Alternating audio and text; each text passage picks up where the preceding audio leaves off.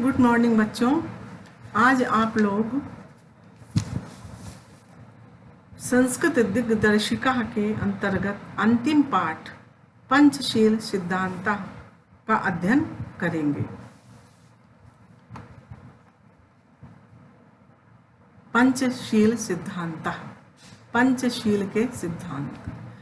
पंचशीलम इति शिष्टाचार विषयकाः सिद्धांताः।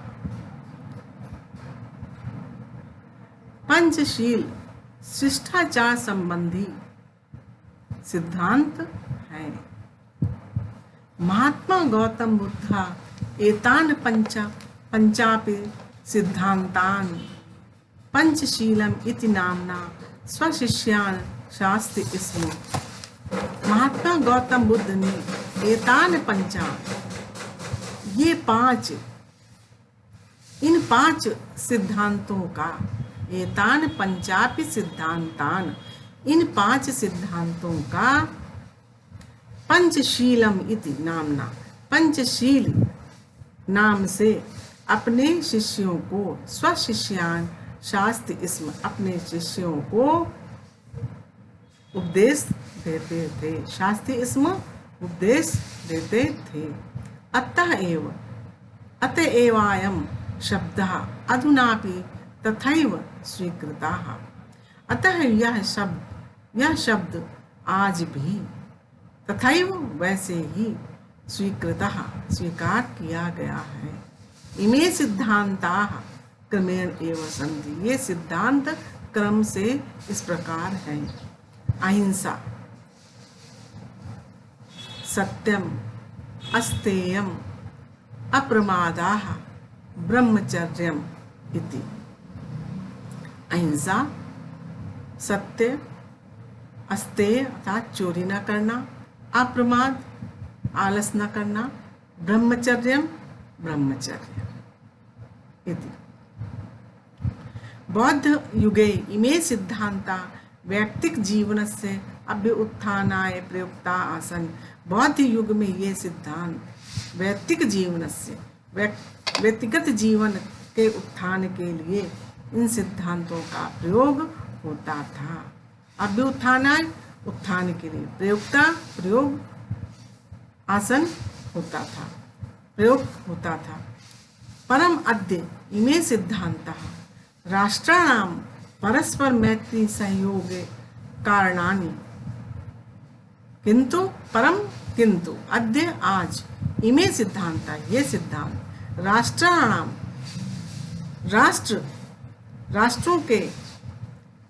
राष्ट्रों की परस्पर मैत्री, मित्रता और सहयोग के कारण विश्व बंधुत्व और विश्व शांतिश्च, और विश्व शांति के साधन हैं। किंतु आज के ये सिद्धांत राष्ट्रों की परस्पर मित्रता और सहयोग हेतु विश्व बंधुत्व और विश्व शांति के साधन हैं। राष्ट्रनायकस्य श्री जवाहरलाल नेहरू महोदयस्य प्रधानमंत्रित्व काले चीन देशेन सह भारतस्य मैत्री पंचशील सिद्धांतान अधिकृत्य एवाभवत्। राष्ट्रनायक श्री जवाहरलाल नेहरू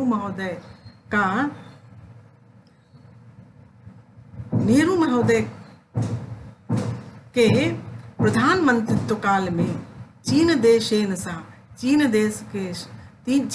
के साथ भारतस्य मैत्री, भारत की मित्रता पंचशील सिद्धांतान अधिकृत्य, पंचशील सिद्धांत को स्वीकार करके, अर्थात पंचशील के सिद्धांतों के आधार पर ही अभवत हुई थी। यतो ही उभावपि देशौ बौद्ध धर्मे निष्ठावन्तौ, क्योंकि दोनों ही देश, उभावपि अर्थात दोनों ही देश बौद्ध धर्म में निष्ठा रखने वाले थे। आधुनिके जगति, आधुनिक जगत में पंचशील सिद्धांताः नवीनम राजनैतिकम स्वरूपम गृहीतवन्तः। आधुनिके जगति, आजकल संसार में पंचशील सिद्धांताः, आधुनिक संसार में पंचशील सिद्धांतों ने नवीन राजनैतिक स्वरूप को ग्रहण कर लिया है। गृहीतवन्ता माने ग्रहण कर लिया है। एवं च व्यवस्थिता, वे इस प्रकार निश्चित किए गए, व्यवस्थित किए गए हैं। किमपि राष्ट्रम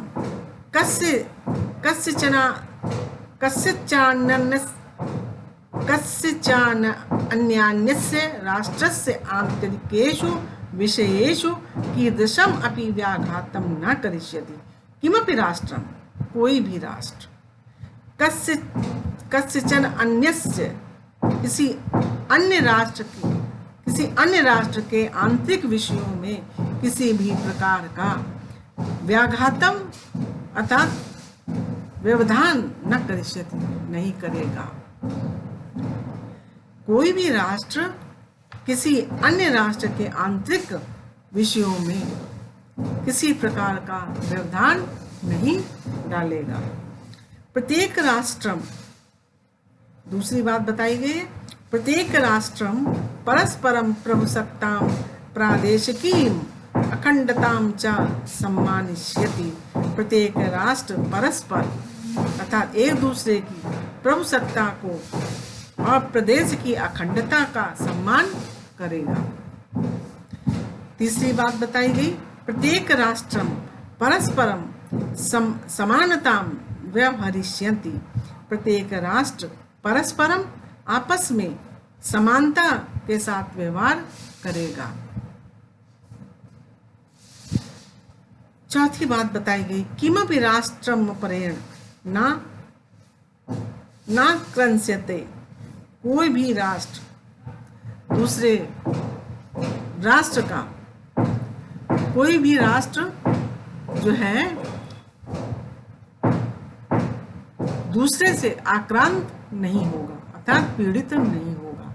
कोई दूसरा राष्ट्र उस पर आक्रमण नहीं करेगा। पांचवी बात बतलाई गई, सर्वाण्यपि राष्ट्राणि मिथा स्वाम स्वाम प्रभुसत्तां शांत्या रक्षिष्यन्ति। सर्वाण्यपि राष्ट्राणि, सभी राष्ट्र, मिथा अपने, मिथा माने होता है परस्पर बच्चों। सर्वाण्यपि राष्ट्राणि, सभी राष्ट्र, मिथा माने परस्पर, स्वाम स्वाम अपनी अपनी प्रभुसत्ता को, प्रभुसत्ता की शांति से रक्षा करेंगे।